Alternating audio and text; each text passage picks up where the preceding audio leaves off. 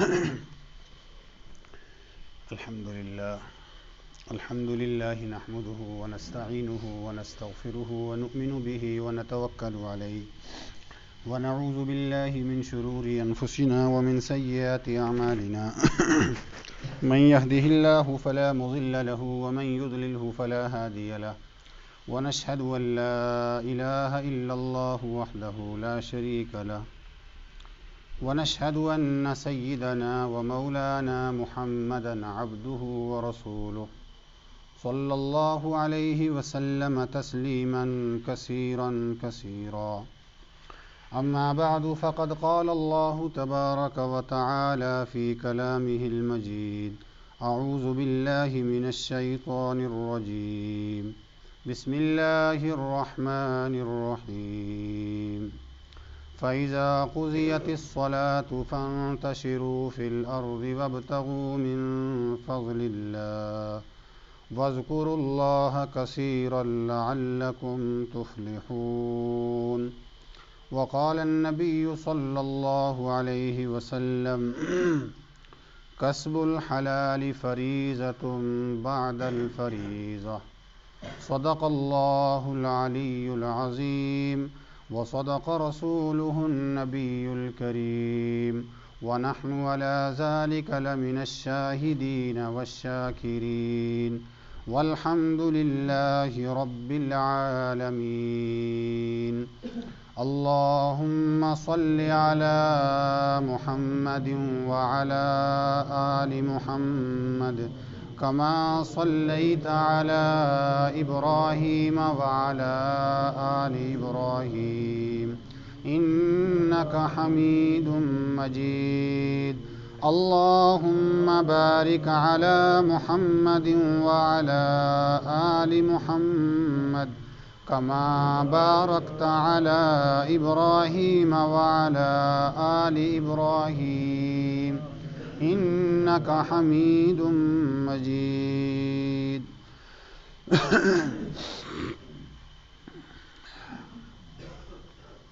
محترم بزرگوں،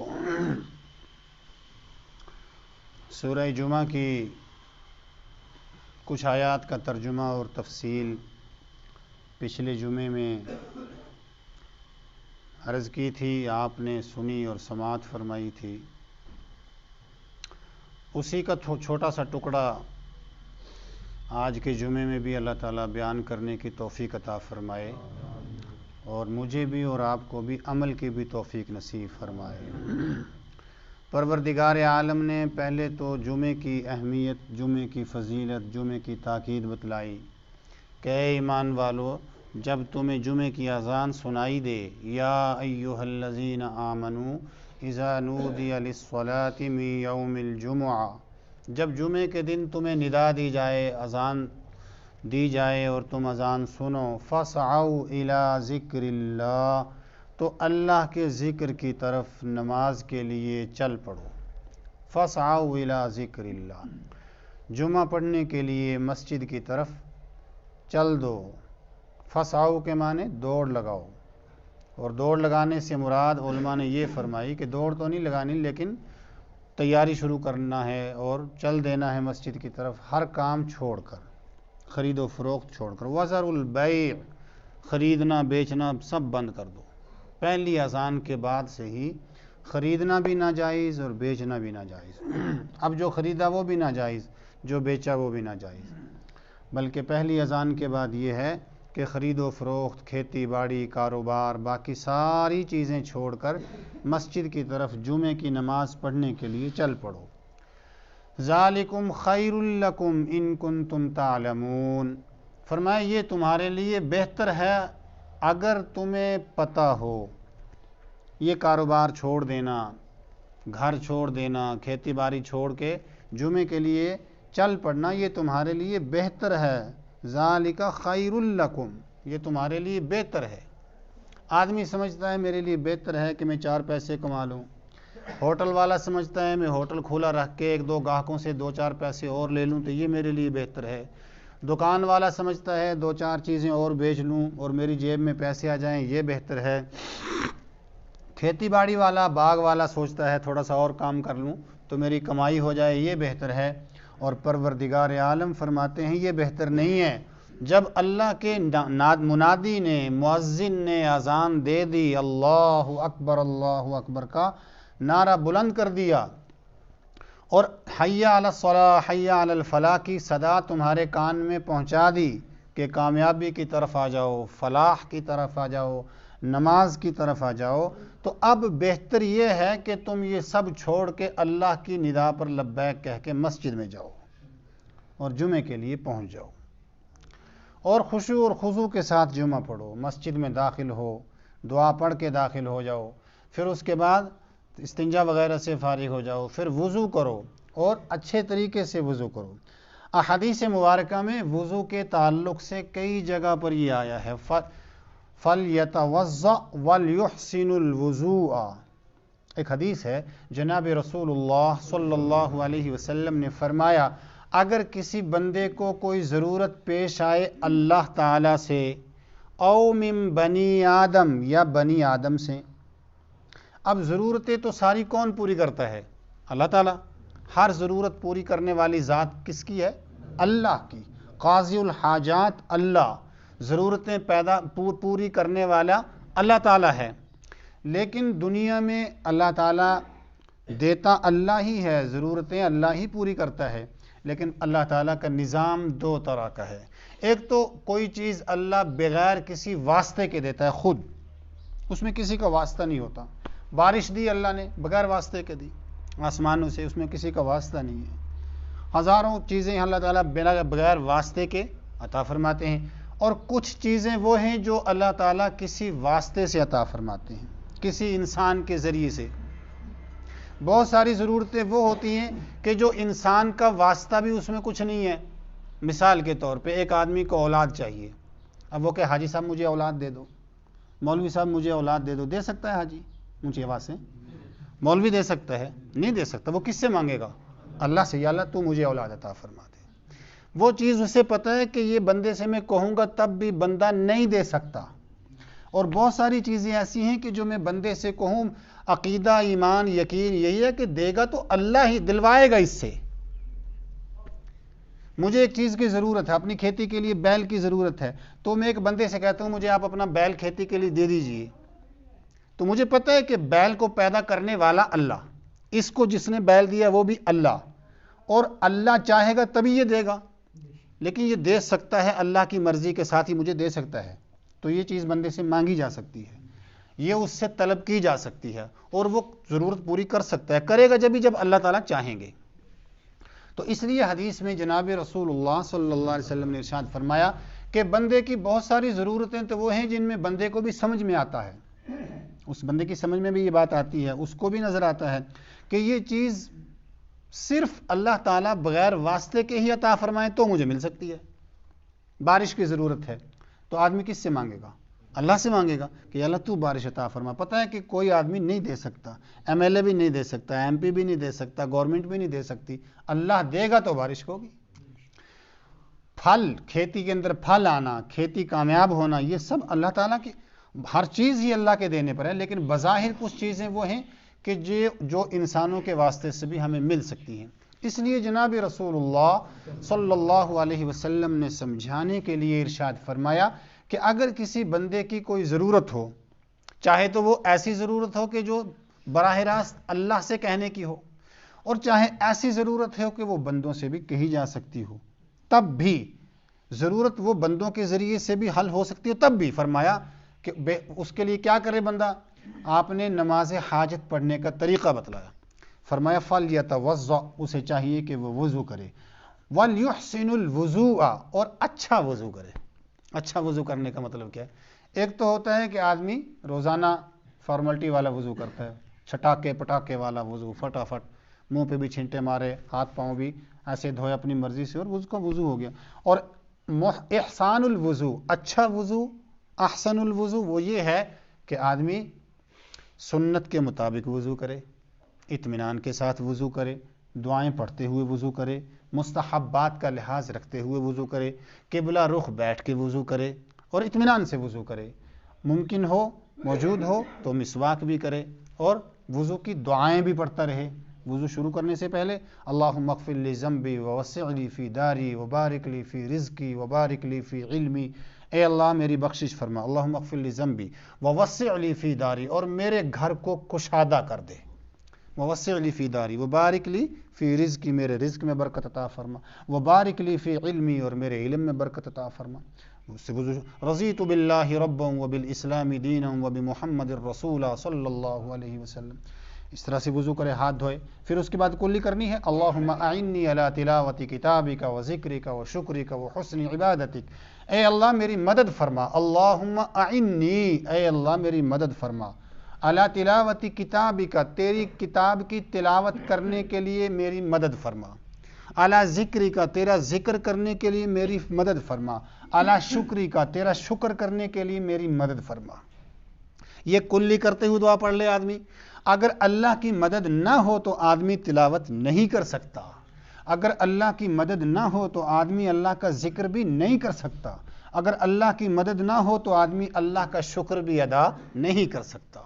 اللہ کی مدد ہو، اللہ کا فضل ہو تبھی کر سکتا ہے، ورنہ یہ زبان کلی کرتے ہوئے یہ دعا پڑھنے کا حکم ہے کہ اس زبان کے، اس منہ کے اندر جو زبان ہے، اس زبان سے آدمی ناشکری بھی کرتا ہے، اس زبان سے آدمی گالیاں بکے گا، اس زبان کے اندر آدمی پتہ نہیں کیا کیا کرے گا۔ تم کلی کرتے ہوئے یہ دعا پڑھو اور اللہ سے دعا مانگو، اللہم اعنی، اے اللہ میری مدد فرما، علی تلاوت کتابک، تیرے کتاب کی، تیرے قرآن کی تلاوت کی مجھے توفیق ہو جائے، اعلیٰ ذکری کا، تیرے ذکر کی مجھے توفیق ہو جائے، اعلیٰ شکری کا، تیرے شکر کی مجھے توفیق ہو جائے۔ اللہ توفیق عطا فرمائیں گے، ہمت عطا فرمائیں گے تبھی ہوگا۔ ایک بہت بڑے بزرگ تھے جن کے نام پہ دیوبند میں مدرسہ ہے، مدرسہ اصغریہ، میاں جی اصغر حسین صاحب رحمۃ اللہ علیہ، سید تھے اور بڑے درویش قسم کے عالم بھی تھے اور بزرگ بھی تھے، ایسا آدمی کہ جو زبان سے نکلا ادھر اللہ نے قبول کر لیا، مستجاب الدعوات، مستجاب الدعوات۔ ان کے خاندان کے لوگ ابھی ہیں، ان کے خاندان کے ایک بڑے بزرگ شخصیت تھی، اب وہ ہجرت کر کے مکہ مکرمہ چلے گئے ہیں، معلوم نہیں زندہ ہیں یا وفات پا گئے۔ ہم ان کی خدمت میں حاضر ہوئے تھے، میں اپنے ایک ساتھی کے ساتھ، وہ خاندان ہے دیوبند کا مشہور خاندان، میاں جی اصغر حسین صاحب رحمۃ اللہ علیہ بیمار ہوئے تو مفتی شفیع صاحب رحمۃ اللہ علیہ ایک بہت بڑے عالم ہیں، انہوں نے قرآن پاک کی تفسیر بھی لکھی ہے معارف القرآن کے نام سے، 8 جلدوں میں، اور بہت بڑی کتابیں لکھی ہیں، اور ان کے جو آگے اولاد ہیں وہ بھی عالم ہیں، ان کی جو آگے اولاد ہے وہ بھی عالم ہیں، ان کے والد تھے مولانا یاسین وہ بھی عالم تھے، ان کے جو باپ تھے وہ بھی عالم تھے، عثمانی خاندان، بہت بڑے عالم ہیں۔ تو وہ فرماتے ہیں کہ مجھے پتہ چلا میاں جی اصغر حسین صاحب رحمۃ اللہ علیہ کے بارے میں کہ حضرت بیمار ہیں، تو میں نے سوچا کہ بیمار پرسی کراؤں، مزاج پرسی کراؤں۔ کسی مومن کی بیمار پرسی کرنا، اس کی مزاج پرسی کرنا، اگر پتہ چل جائے کہ فلاں مومن میرا بھائی بیمار ہے، اس کی خیر عافیت معلوم کرنے کے لیے جانا بہت بڑا ثواب ہے۔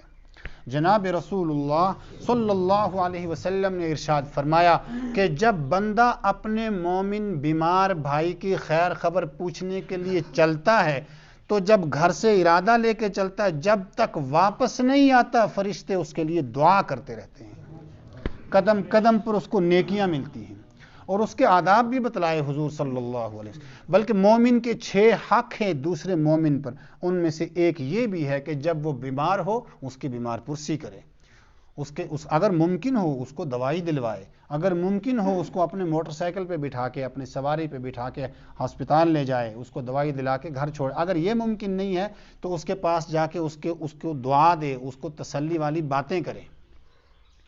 اچھا، ہماری زندگی چونکہ افراط اور تفریط کا شکار ہو گئی ہے۔ افراط کہتے ہیں کسی چیز کا حد سے بڑھ جانا، تفریط کہتے ہیں کسی چیز کا حد سے گھٹ جانا، اعتدال کہتے ہیں درمیان میں۔ اسلام ہمیں اعتدال کی تعلیم دیتا ہے، اعتدال درمیانہ، یعنی ایک آدمی گیا بیمار پرسی کرنے کے لیے، اب سارے دن جا کے اس کے سرہانے بیٹھا رہے گا بیمار کے تو بیچارہ بیمار تنگ ہو جائے گا، اور بالکل نہیں جائے گا تو حق ادا نہیں ہوا۔ جا کے اس کے اتنا دیر بیٹھنا کہ وہ تنگ آ جائے بیمار، اس نے آرام بھی کرنا ہے۔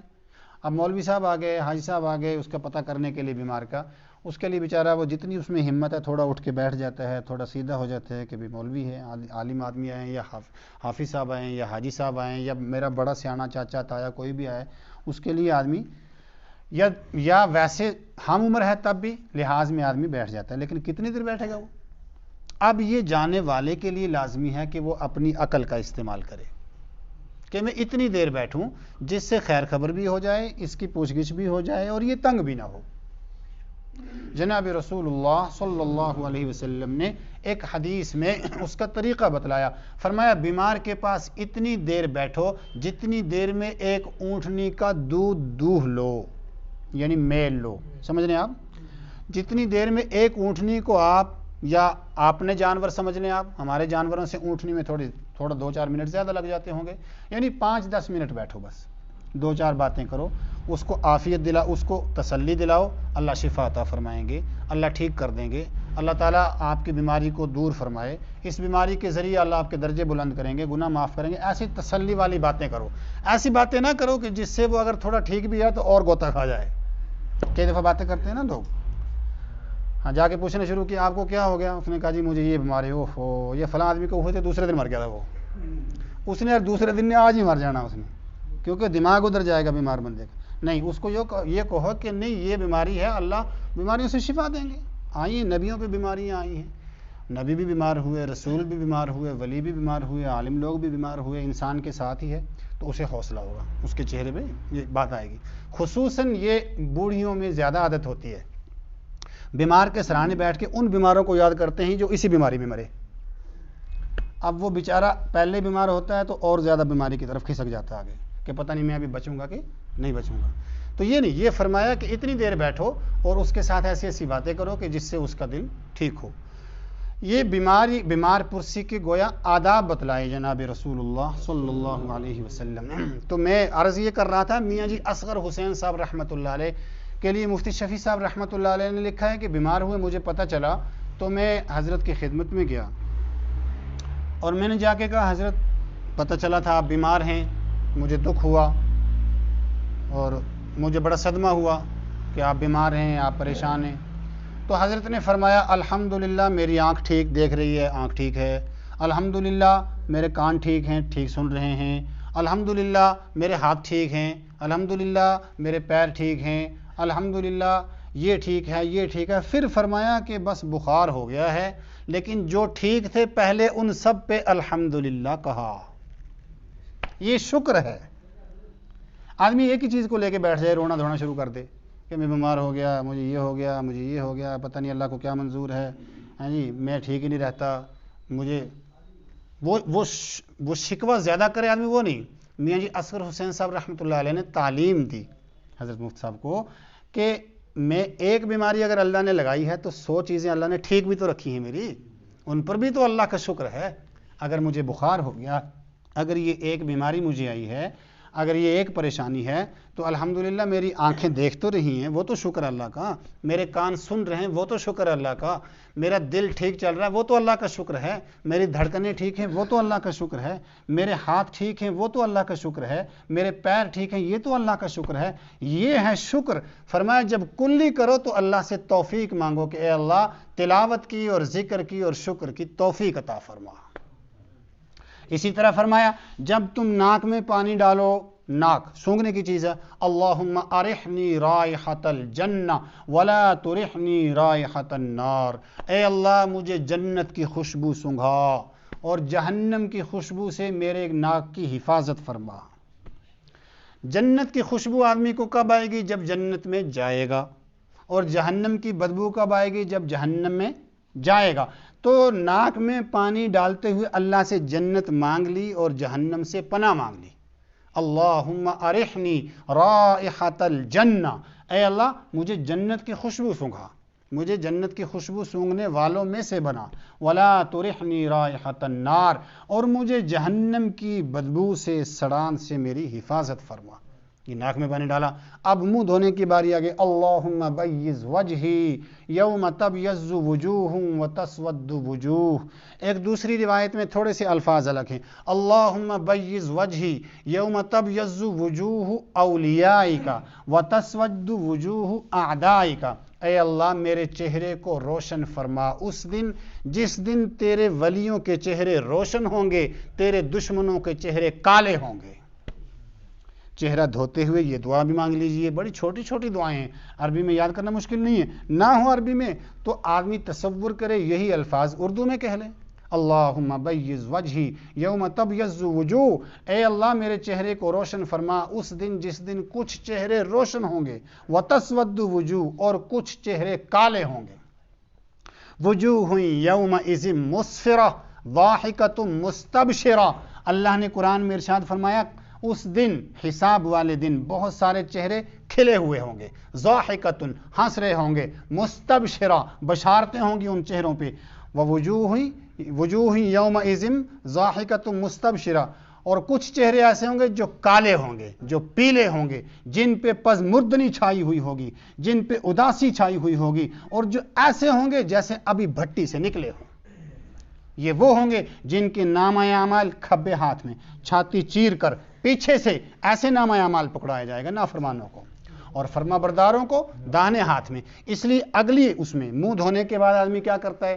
ہاتھ دھوتا ہے. پہلے سجا ہاتھ دھونا مسنون ہے. فرمایا جب سجا ہاتھ دھو اب دعا کرو اللہم آتنی کتابی بیمینی وحاسبنی حسابا یسیرا. اے اللہ میرا نامہ اعمال میرے سجے ہاتھ میں، میرے داہنے ہاتھ میں عطا فرما. اللہ تعالیٰ سب کا عطا فرمائے. اللہم آتنی کتابی بیمینی. ہاتھ بھی دھو رہا ہے، کونی تک ہاتھ دھونا یہ فرض بھی ہے.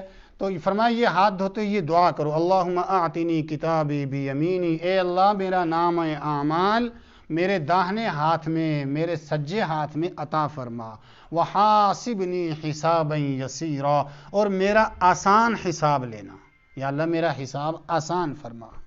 اور جب کھبا ہاتھ دھو فرمایا یہ بایاں ہاتھ دھو تو ارشاد فرمایا یہ دعا کرو اللہم لا تعطنی کتابی بشمالی ولا من وراء ظہری. اے اللہ مجھے نامہ اعمال کھبے ہاتھ میں اور میری پیٹھ کی طرف سے مت عطا فرمانا.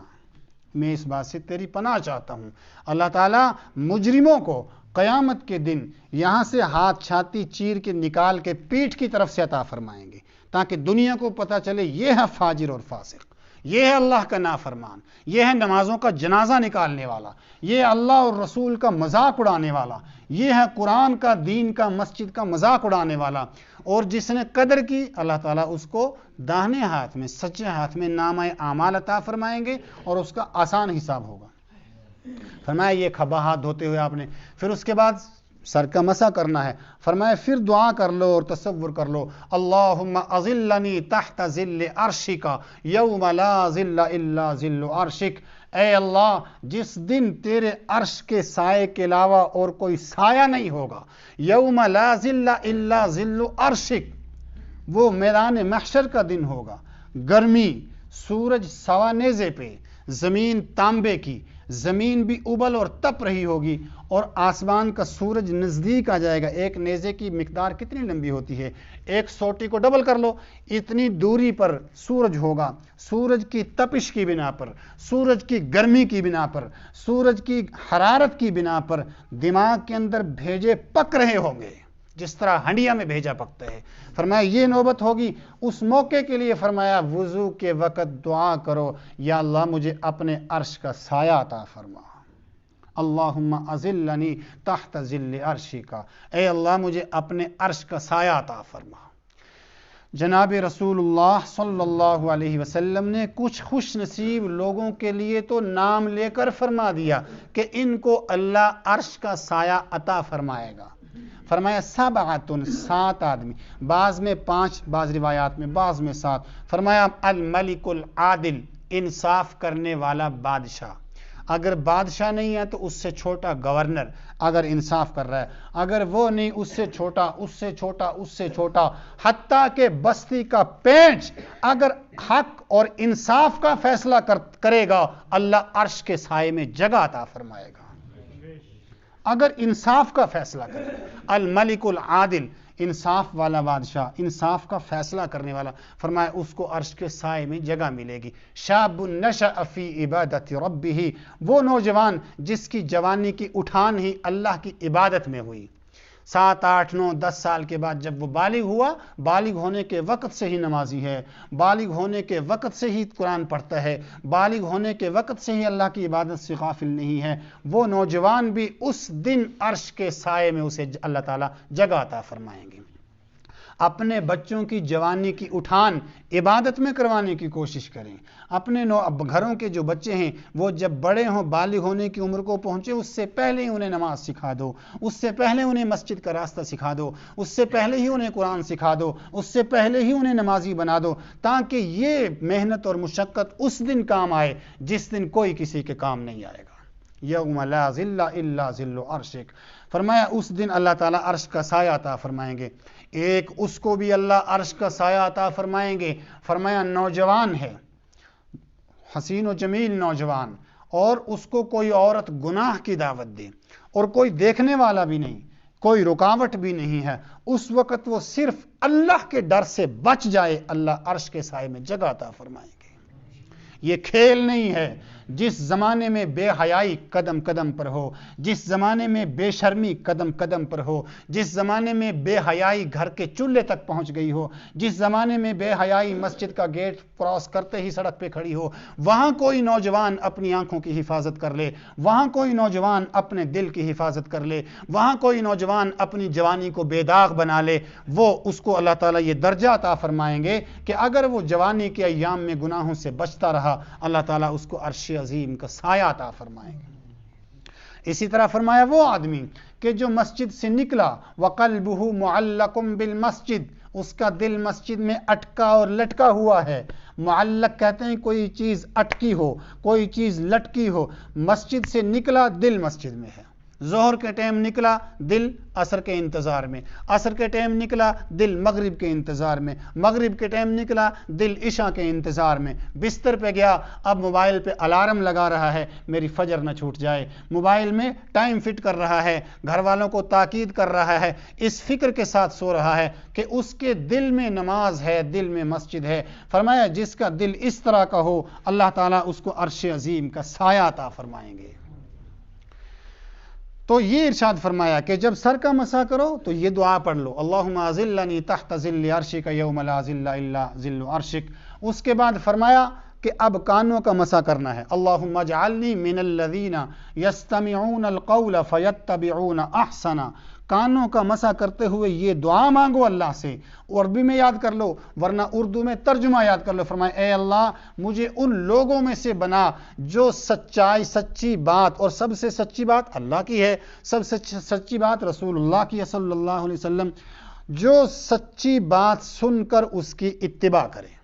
اللہم اجعلنی من الذین یستمعون القول فیتبعون احسنا، جو تیرے قرآن کی بات سنے کانوں سے، تیرے قرآن کی حدیث، تیرے نبی کی حدیث سنے کانوں سے، اور فضائل سنے کانوں سے، مسائل سنے کانوں سے، ان کانوں سے گانے نہ سنے، ان کانوں سے فواہشات نہ سنے، ان کانوں سے کنجریوں کے گیت نہ سنے، بلکہ ان کانوں سے تیرا قرآن سنے، تیرے دین کے مسائل سنے، فضائل سنے، نماز کے، روزے کے، زکوٰۃ کے، حج کے طریقے سنے، دعائیں سنے، اور پھر ان پر عمل کریں۔ فیتبعون احسنا، اس کی اتباع کریں، عمل کریں۔ یہ کانوں کا مسح کرتے ہوئے فرمایا یہ دعا کر لو۔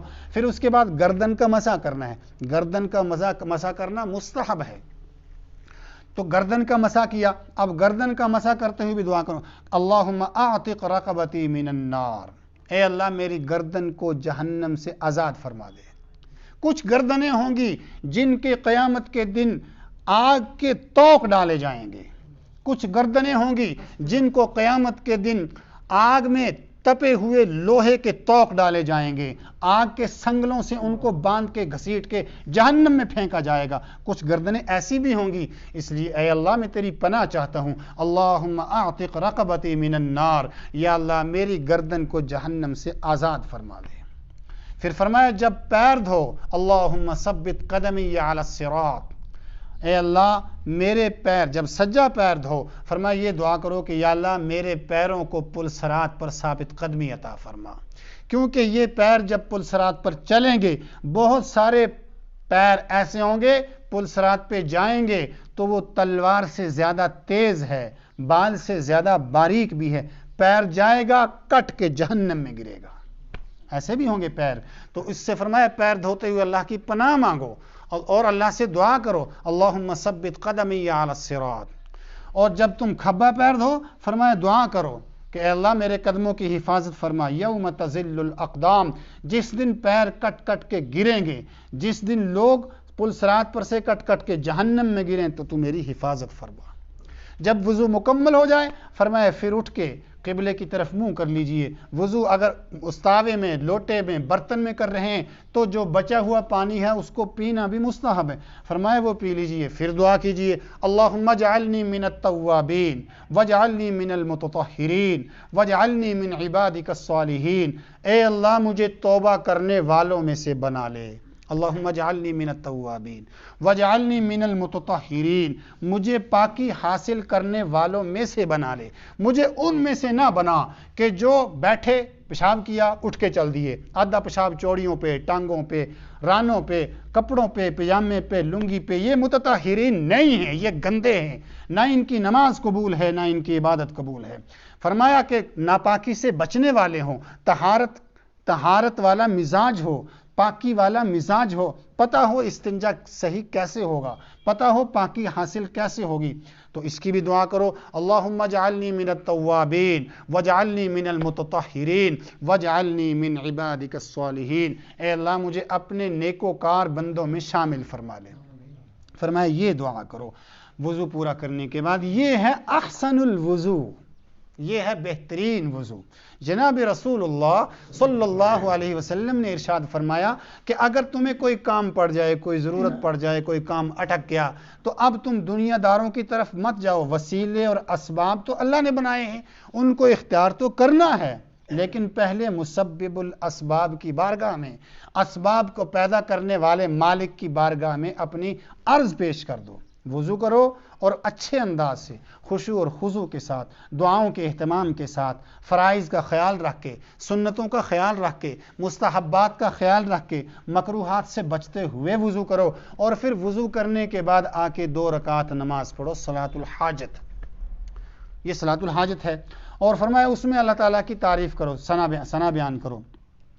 میں تفصیلات میں نہیں جاتا، صرف وضو کے اندر ہی اتنے فضائل ہیں۔ اللہ کے حبیب صلی اللہ علیہ وسلم نے ارشاد فرمایا کہ جب انسان وضو کرے، اور حضرت مولانا ڈاکٹر عبدالحی عارفی صاحب رحمۃ اللہ علیہ بہت بڑے بزرگ ہیں، وہ فرماتے ہیں کہ اگر بندہ اس تصور کے ساتھ وضو کرے تو کیا مزہ ہے اس وضو کا۔ فرمایا کہ جناب رسول اللہ صلی اللہ علیہ وسلم نے ارشاد فرمایا کہ اگر بندہ مستحبات کے لحاظ کے ساتھ، سنت طریقے کے مطابق خشوع اور خضوع اور دل کی حاضری کے ساتھ وضو کرے تو اللہ تعالیٰ جس عضو کو آدمی دھوتا جائے گا اس عضو کے گناہوں کو معاف فرماتے چلے جائیں گے۔ ہاتھ دھوئے، ہاتھوں کے گناہ معاف ہو گئے، یہ ہاتھ دھویا اس گناہ اس کے معاف، یہ ہاتھ دھویا اس کے معاف، کلی کی زبان کے گناہ معاف، ناک سے میں پانی دیا ناک والے گناہ معاف، اور منہ دھویا آنکھوں کے گناہ، چہرے کے گناہ معاف، اور اسی طرح سر کا مسح کیا سر سے کیے ہوئے گناہ معاف، پیر دھوئے پیروں سے کی ہوئے گناہ معاف، حتیٰ کہ ارشاد فرمایا جناب رسول اللہ صلی اللہ علیہ وسلم نے کہ اس کے بعد جب بندہ 2 رکعت نماز پڑھ کے اللہ سے زبانی بھی توبہ کرتا ہے آنسو بہا کر، اللہ فرماتے ہیں میرے بندے تیرے پچھلے صغیرہ کبیرہ سارے ہی گناہ معاف ہو گئے۔ تفصیلات کا موقع نہیں، میں تو صرف اس حدیث کی وضاحت کرنا چاہ رہا ہوں۔ آپ نے ارشاد فرمایا کہ پھر اس بندے کو چاہیے کہ وہ 2 رکعت نماز صلاۃ الحاجت پڑھے۔ صلاۃ الحاجت کے نفل عام نفلوں کی طرح ہیں، کوئی فرق نہیں، کوئی فرق نہیں. یاد رکھو کسی بزرگ نے اپنا کوئی عمل بیان کیا ہو وہ اس کا اپنا عمل ہے. جو اللہ کے نبی نے بیان کیا اس میں آپ نے یہ نہیں فرمایا کہ فلاں صورت پڑھو فلاں صورت پڑھو فلاں صورت پڑھو. تمہیں جو صورت یاد ہے وہ پڑھ لو. سورہ فاتحہ پڑھو جو صورت یاد ہے. ہاں بعض بزرگوں کے اعمال ہیں, بعض بزرگوں کی اپنی چیزیں ہیں, اس کے حساب سے اگر کوئی اس رعایت سے پڑھتا ہے شاید زیادہ فائدہ ہو. مثلا مولانا ڈاکٹر عبدالحی صاحب عارفی رحمۃ اللہ علیہ فرماتے ہیں, وہ فرماتے ہیں کہ اگر پہلی رکعت میں سورہ اخلاص پڑھو اور دوسری رکعت میں اذا جاء نصر اللہ پڑھ لو, چھوٹی چھوٹی صورتیں ہیں, ہر بندے کو یاد ہوتی ہیں. فرمایا میں سمجھتا ہوں کہ یہ شاید زیادہ پسندیدہ ہے. حدیث نہیں, اللہ کے نبی نے تو فرما دیا جو مرضی صورت پڑھو. فرمایا اس میں اللہ کی تعریف کرو, پھر اس کے بعد نماز سے فارغ ہو کے پہلے اللہ کی حمد و ثنا بیان کیجئے, اللہ کی کبریائی بیان کیجئے, اللہ کی پاکی بیان کیجئے, اللہ کی ربوبیت بیان کیجئے. اے میرا اللہ تو میرا رب ہے, اے اللہ تو اتنی کبریائی کا مالک ہے, تو اتنی قدرتوں کا مالک ہے, میں تیرا کمزور بندہ ہوں. اس کے بعد جناب رسول اللہ صلی اللہ علیہ وسلم پر درود پڑھیے. فرمایا پھر اپنا مسئلہ اللہ کے آگے رکھ دیجئے. تمہارا جو مسئلہ ہوگا, چاہے ڈائریکٹ بلا واسطہ اللہ نے پورا کرنا ہو, چاہے کسی بندے کے ذریعے پورا کروانا ہو, اللہ کروائیں گے. یہ اللہ تعالیٰ نے, اللہ کے حبیب صلی اللہ علیہ وسلم نے دین اور دنیا کی ہر ضرورت پوری کرنے کا ہمیں طریقہ بتلایا ہے کہ تمہارا جو مسئلہ ہو, تمہارا مسئلہ ہو لیڈر تک بعد میں جاؤ, صلاۃ الحاجت پہلے پڑھ لو. تمہارا کوئی مسئلہ ہو تعویذ کے لیے بعد میں جاؤ, صلاۃ الحاجت پہلے پڑھ لو. تمہارا کوئی مسئلہ ہو ڈاکٹر کے پاس بعد میں جاؤ, صلاۃ الحاجت پہلے پڑھ لو. تمہارا کوئی مسئلہ ہو پٹواری کے پاس بعد میں جاؤ, صلاۃ الحاجت پہلے پڑھ لو. تمہارا کوئی مسئلہ ہو تحصیلدار کے پاس بعد میں جاؤ, صلاۃ الحاجت پہلے پڑھ لو. MLA کے پاس بعد میں جاؤ, صلاۃ الحاجت پہلے پڑھ لو. اللہ کی بارگاہ میں جھولی پھیلا کے پہلے مانگ لو, پھر جو اس کے اسباب ہیں وہ اختیار کرو. کرنے والی ذات تو اللہ کی ہے.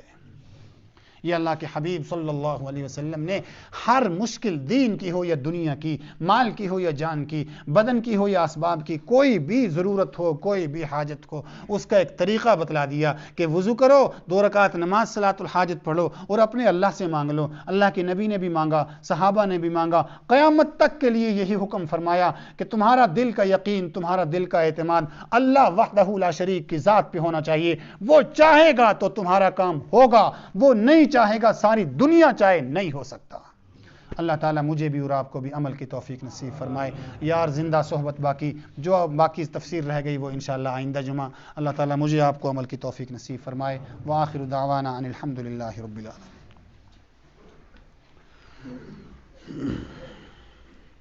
اللہ اکبر, اللہ اکبر, اللہ اکبر, اللہ اکبر.